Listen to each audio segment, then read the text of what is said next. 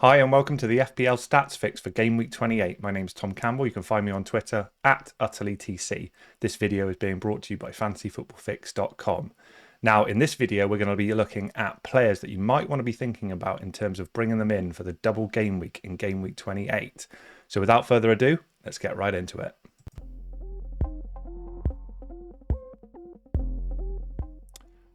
Hi everyone and welcome to the FPL Stats Fix. I hope everyone's having a really good game week. I'm recording with the game week still just about live. We still have that Burnley fixture to get through in terms of the double game week that went on in game week 27. So I hope everyone's been enjoying lots and lots of points in relation to game week 27. But in this video, we're going to be looking at game week 28, which is a nice, juicy double game week, which gives us hopefully loads of opportunities to pick up a ton of points. So that's the plan in today's video. We're going to be looking at players who play for teams that have a double game week in game week 28 and look through the stats and basically see which of those players are jumping out at us from a stats perspective using the tools on fantasyfootballfix.com. And what I've basically done here is I've also made a bit of an assumption. So at the time of recording, we don't actually know if Chelsea and Norwich will actually have a double game week in 28. The suspicion and likelihood is that they will, because the statement has come out saying that basically if either team advance in the FA Cup, then they will have their fixture rearranged to accommodate the league fixture in game week 28. So it's a bit presumptuous. Anything can happen in football, as we know. But I think it's worthwhile to just do some analysis and assume that Norwich and Chelsea double in game week 28, guys. So I'm sure you all will, but just make sure that that's been confirmed before you start bringing them in if you're expecting them to double, because it hasn't yet been confirmed. We need those FA Cup games to be completed first. But the analysis that I'm going to do is going to assume that they do. So the first thought that I had is to use the Fantasy Football Fix Fixture Analyser and reduce the game week range, take out the longevity, i.e. and just look at the upcoming game week, i.e. that in 28. So the game week range is 28 through 28. And fixture, sort that on difficulty, easiest up front. Identify those teams that are doubling, in effect, and then start to look through some of the stats using the various suite of tools that we have available. So I've done this already. So we've reduced the game week range there. And you can see, unsurprisingly, the teams that Fix is favouring there are the teams that double, which makes, of course, good intuitive sense. I've filtered this on defence difficulty here, and you can see that Wolves top the pile. Newcastle, Southampton, Villa, Watford, Leeds follow, and then, as I say, I have then added in Norwich and Chelsea as well. So those are the teams, guys, that we're going to be looking at. So it's effectively 8 teams that the analysis is going to be focused on, and I'm going to be looking at and look at those teams, guys, as well. There are some really interesting ones there that are definitely going to have some budget options there. And if you are looking to make transfers, if potentially you're looking at a free hit, maybe you're on wildcard, this is a great opportunity to potentially pick up some really under-the-radar picks that might be leaping out from a stats perspective to help you pick up, hopefully, a heap of points. So, as I mentioned, Wolves, Newcastle, Southampton, Villa, Watford, Leeds, Norwich, and Chelsea will make up the teams that we're going to look at in this video. So, first things first was to use the Opta Sandbox, which is the tool that I've been gravitating to when doing these videos recently. And you can see there I've selected or filtered out the teams that we're not interested in. So these are just the teams that are doubling now. And I've reduced the game week range here because I want to look at form, sort of recent form here. So game week 25 through effectively game week 27 having been almost completed is what we're looking at here.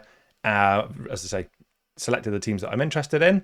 And I'm just going to go through position by position. So I think actually, rather than start with outfield, let's have a little look at the goalkeepers to start with, guys. Scrolling down here, make sure I've got lots on the screen for you all to look at. And I filtered what I've been doing recently is been looking at expected FPL points. So I really think that is a good indicator of how teams and players have been expected to be performing.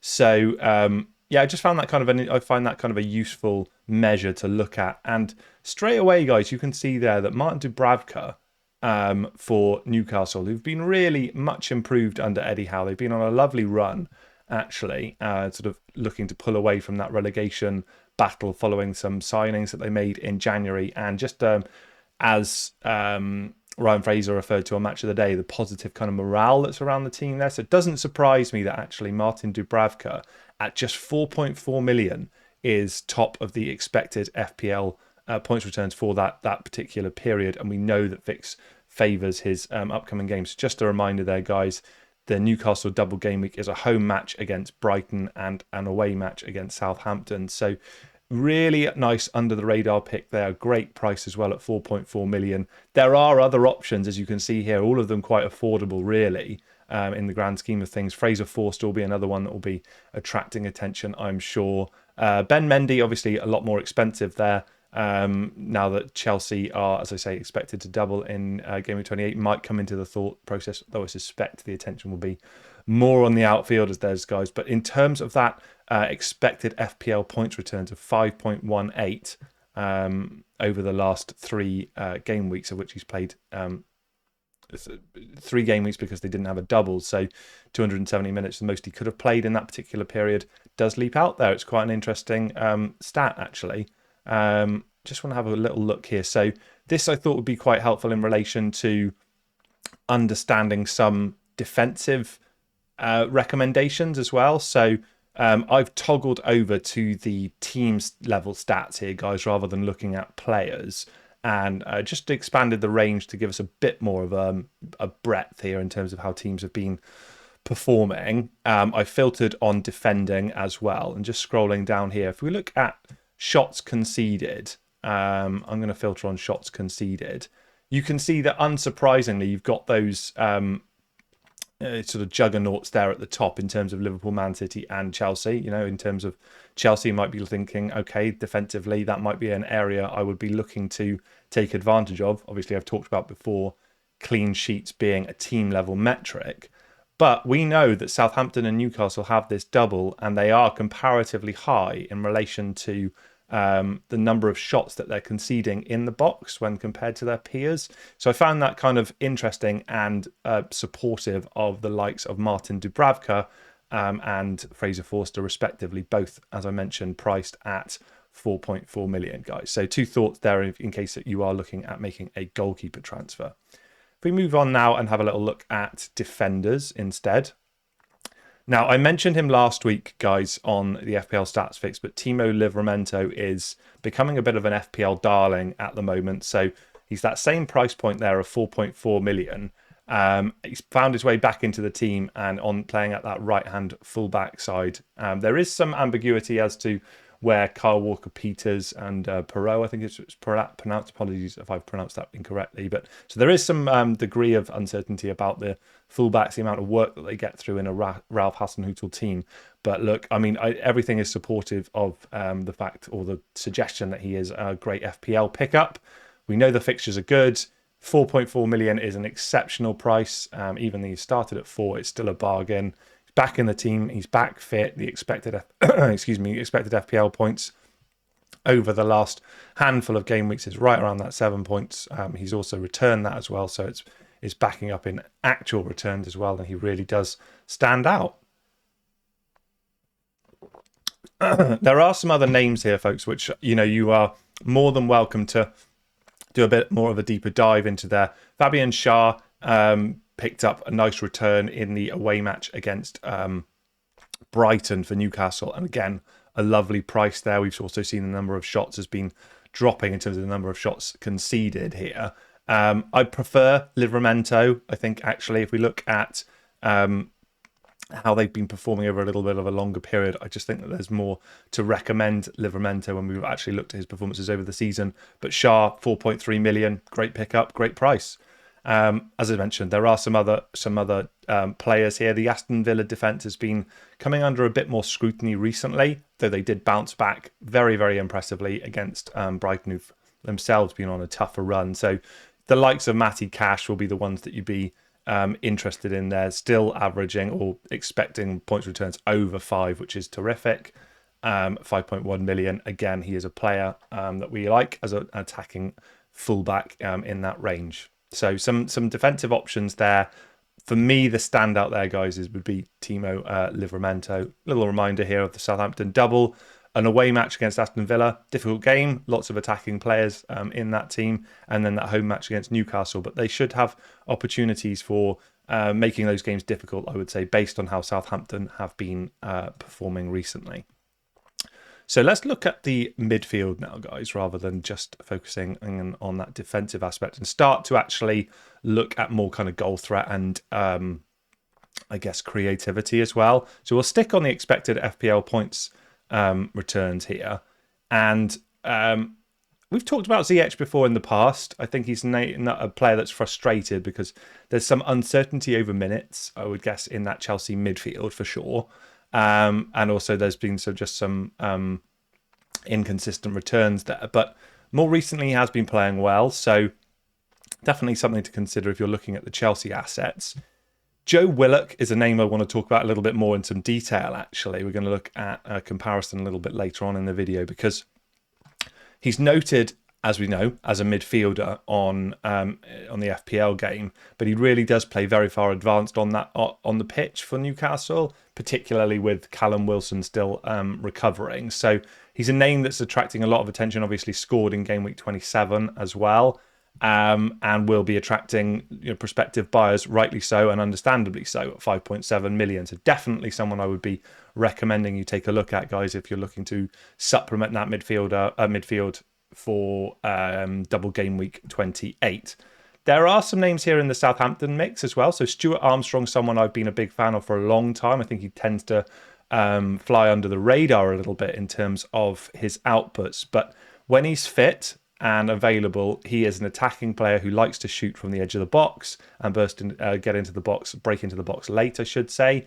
5.8 million is certainly more affordable than the more popular pick, I guess, and more recognised asset, I guess, in James Ward-Prowse. Now, Ward-Prowse is going to pick up a heap of attention here because we expect him to remain on penalties. He is a tremendous set-piece taker, whether or not it's a direct free kick, of which he scores plenty, or on the corners off either flank. So Ward-Prowse does have avenues to points from the set-piece route. Of course he does. But Stuart Armstrong, I think, is an interesting alternative thought there if you did want to be a little bit more under the radar. If I filter this on attempted assists as well, guys, you can see Ward-Prowse does feature highly there. He's third in this particular game week range, and as I mentioned, it's game week 25, so the last three really. Scrolling down, Stuart Armstrong isn't that far behind actually at averaging at 2. Sorry guys, I should have said as well, again, when I do these I tend to filter on per game stats rather than total. I find it's a little bit more informative in relation to what you can expect them to return per game. So obviously you would double these for if they were to play 2 games in full, I guess, during the double game week. But certainly Ward-Prowse, we know, creative player, very, very exciting aspect of his game is the attempted assists. And I think from a ownership perspective, he'd be someone that you'd definitely be looking at. If we focus our attention at the top of the list here, which I'm sure you guys are doing if you're watching this video on screen and not just listening, Buendia is somebody who remains a good option. And a reminder here of the Villa double game week is the Southampton at home match, probably a little bit more difficult. And then the beleaguered Leeds side, who have just sacked their manager. They are conceding just a heap of chances and goals. I know that they are included in the double, but honestly, guys, they are a poison chalice at the moment, I would suggest, the double game week. But nothing really to recommend them from a form perspective. But Villa are one of the lucky teams to play them. So the only annoying thing about Buendia is that he was left out of the team against Brighton, and Villa did play very well in that game in terms of they got back onto the road in relation to a good win, kept a clean sheet, scored 2 goals away at a good Brighton side. So there is some uncertainty there about Buendia's selection. I would suggest Villa haven't got a heap of options in midfield, as we know. I'm not suggesting he's likely to play 0 minutes across the double game week, but there's a degree of uncertainty there now. So just something to be aware of there, guys. It's still a great price. He's still a great option, but there is now some ambiguity as to whether or not he is likely to feature in both games, I would suggest, or certainly start both games. Ryan Fraser is the man of the moment in my view. So having watched the highlights from the Newcastle game against Brentford, to me, he was the standout. Now, Willock scored, as I mentioned, the second of the goal, and we mentioned Shah as well, returning well. But the amount of attacking that went on down that left-hand side through Ryan Fraser, and actually in not a statistical analytical respect, but actually the interview that he gave afterwards in relation to his relationship with Eddie Howe and how Eddie Howe has changed the kind of entire makeup of that squad and how they go about training and what have you, I found really interesting actually, and sort of suggest that he's really buoyed and back to his the form that made him such a great asset, guys, when he was at Bournemouth and they were playing well. So I'm really excited about the prospects of Ryan Fraser. 5.3 million is an exceptional price. I think there's a lot to recommend him. Now, Joe Willock is more of a central kind of forward-looking player. Definitely agree with that assessment. You might even be tempted to double with the two of them. I think that would be understandable in relation to sort of any sort of kind of free hit type tactics. But I'm really enthused by this Ryan Fraser selection here based on that performance. The stats do back it up, I would suggest, as well. Shots and attempted assists are fine. I guess he plays more on the wing, Fraser, but still averaging over a shot per game, playing off that left-hand flank typically. And then the number of attempted assists is super positive as well. So those were the names that sort of leapt out at me, guys. I'll just scroll down to you get a few more options there as well. A lot of those will be names that you'll be familiar with. We're still getting Rafinha reflected. I still think Rafinha is a terrific player. Obviously now, as I mentioned, Leeds with a new manager in place, they are conceding goals left and right, and they do look completely devoid of confidence, understandably so. You'd still expect Rafinha to get his chances during this double game week. Little reminder of Leeds' upcoming double. Leicester away. Leicester have been problematic as well, but they do welcome back Jamie Vardy into the fold. We're expecting that. And then the Villa game, as we mentioned, are now back on. Will be confident after that Brighton game. So I'm not really super enthusiastic about the prospects of Rafinha, despite him being a great player. I think this is more the likes of Ryan Fraser, James Ward-Prowse, Elyounoussi as well. Somebody mentioned him in the comments, and guys, do get involved in the comments as well. We do read them, try and respond to them all as well. And of course, if you can smash a like, that would be much appreciated as well. But I did notice somebody last week mentioned Elyounoussi also as a great option, and I would agree with that at 5.4 million. Lots of these players, guys, are really, really affordable. So these are the players to me within that midfield that are really leaping out. And I personally like that creativity of Ryan Fraser, and I was super impressed with how he performed in his previous game against Brentford. So let's move on now and take a look at the forwards as well. Just take that filter off the midfielders. It's been a nightmare, hasn't it, guys, for picking forwards? I know Harry Kane has really stepped up now to provide one of the premium options, but goodness me, the budgets have been difficult to pick. So we've kept everything the same here, the same range and what have you. I've got it filtered on attempted assists at the moment. Let's just change that back to expected points. And Che Adams is the man from Southampton that's being recommended. That doesn't surprise me, actually. Having watched Southampton recently, I'm a big fan in terms of understanding how much potential and what a great prospect Broja is. But you can see him a little bit further down here. I wasn't that impressed with how he played in the Norwich game, if I'm honest. Watched that game in full. Still think he's a great pick and a great price. You're paying significantly more for Che Adams, but I'm not surprised that the expected FPL points for Che Adams over this period are much higher than Broja, who's just dipped beneath that 3 points per game mark. What I am surprised about is Emmanuel Dennis still featuring. This guy just can't leave teams, can he? I mean, they've got this upcoming double of not one that I particularly think is positive in the slightest for an attack, certainly from an attacking perspective. A home match against Arsenal, who defend well and are in good form and chasing top four. They are the favourites to finish fourth, I would suggest right now. And then an away match against Wolves, who are notoriously tight as well. So it is a double. Watford do need to win, but they are not playing particularly well. They are fighting relegation. But you know what? Fix is still suggesting that Emmanuel Dennis was expecting to return 5 points per game week over his last handful of games. Yes, that did include another double. Like I say, this guy just continues around. But if you've got him, it's going to be hard to bring yourself to get rid of him in a double game week. I could understand it if you did, guys, particularly if it's to bring in, a longer term player that you're going to be happy seeing in your squad there. But you know what? I can't lie. The stats do suggest that Emmanuel Dennis is still statistically worth holding.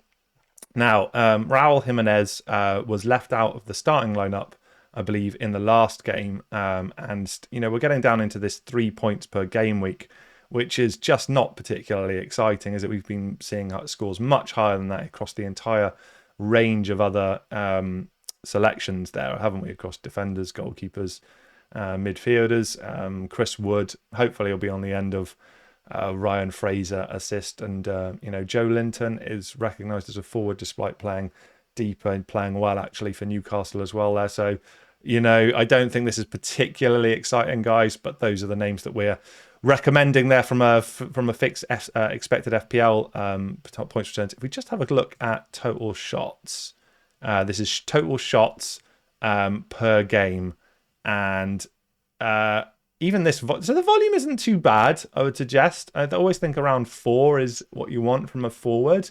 So Che Adams and Brozier, certainly from a Southampton perspective, they're still getting the opportunities. It was more like an eye test observation for how Brozier was getting on in his last game. And Dennis still does feature up there, doesn't he? So, yeah, those are the names, guys. I don't think we need to delay or to focus too much on that from an attacking perspective. I've already mentioned the defensive stats there, guys. If we flick it round, so this is, again, team level metrics here. You can toggle on fantasyfootballfix.com between player and team on the Opta Sandbox. If I filter this to shots in the box and look the other way, it sort of backs up this Leeds volume here. So around 12 shots in the box every game they're shipping.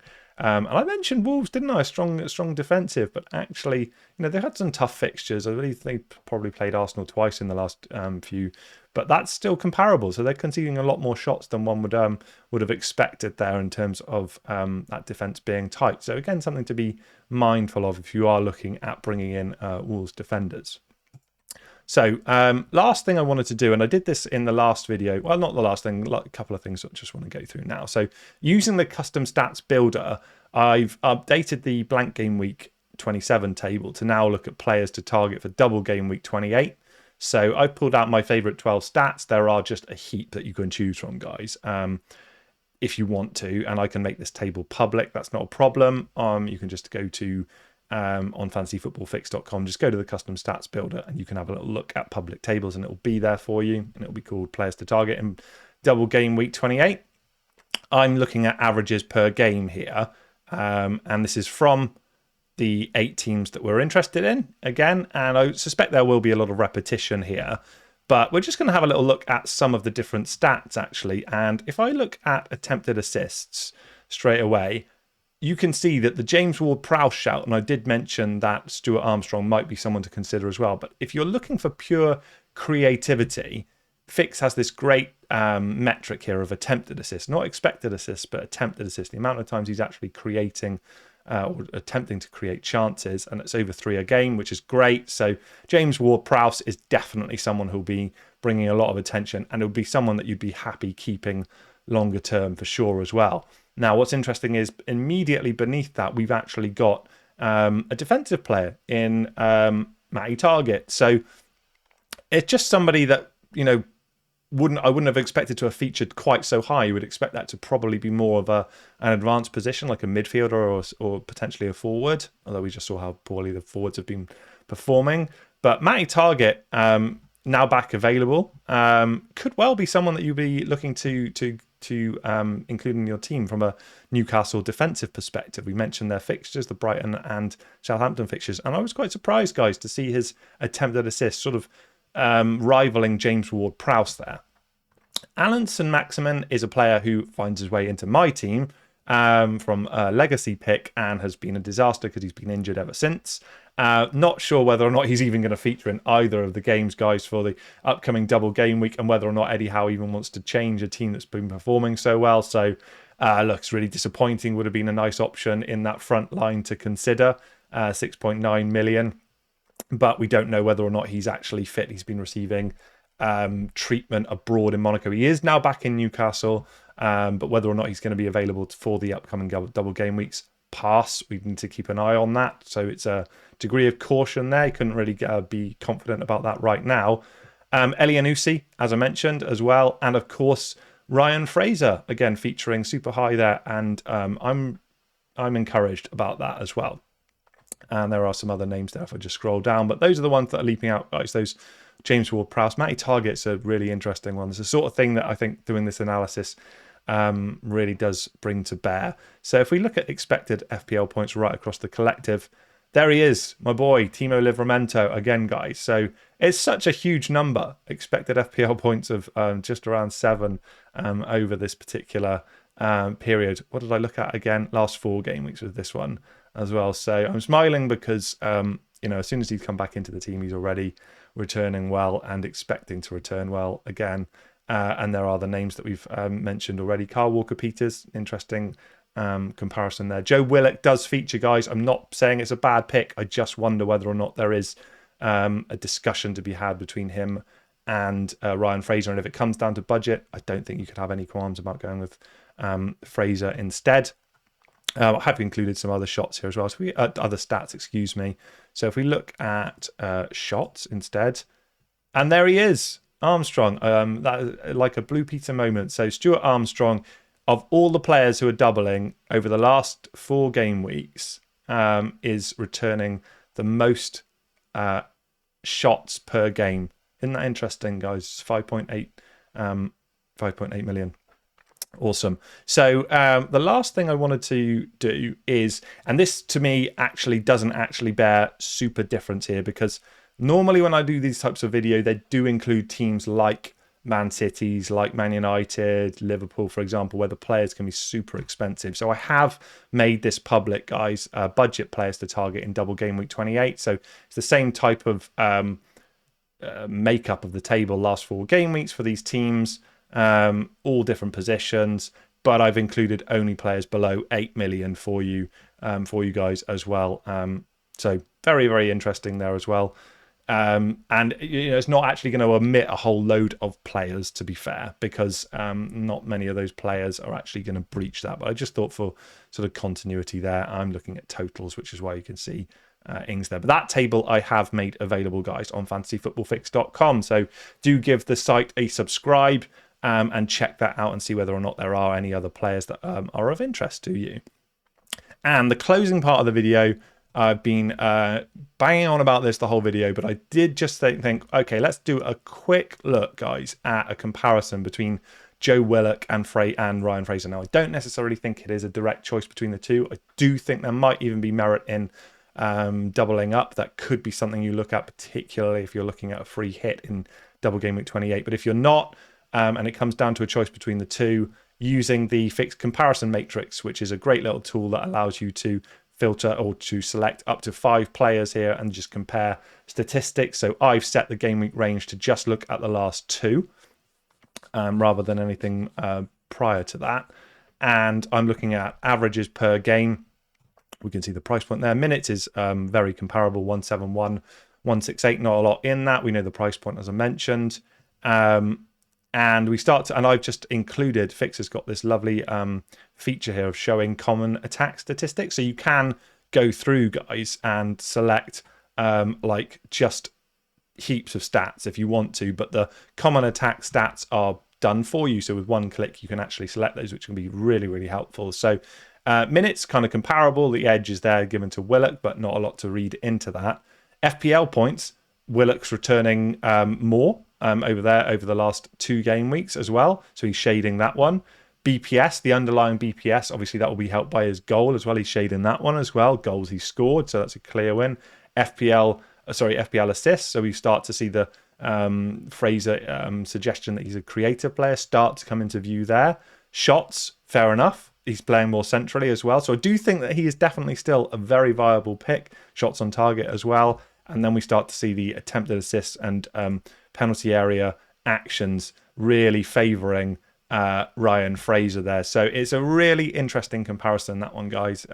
Something to bear in mind, but I do think there's just a ton of merit really in exploring both of those, and hopefully that's whetted your appetite to go and look at that in more detail. But yeah, certainly Timo Livramento, James Ward-Prowse, Joe Willock, Ryan Fraser. These are players who are really leaping out at me. A word for Che Adams, a word for Matty Targett. I think we liked Fraser Forster in goal, but of course also Martin Dubravka was the standout. So hopefully, guys, that's given you some food for thought as you look to select your players for the upcoming game week in double game week 28. I wish you the very best of luck. Do please smash a like on the video on your way out. Do please subscribe to fantasyfootballfix.com. Give this video a share if you can as well, and subscribe to the channel if you haven't already done so. Also select the notification bell so you'll be told each and every time we release new content. There's a load of videos coming out this week.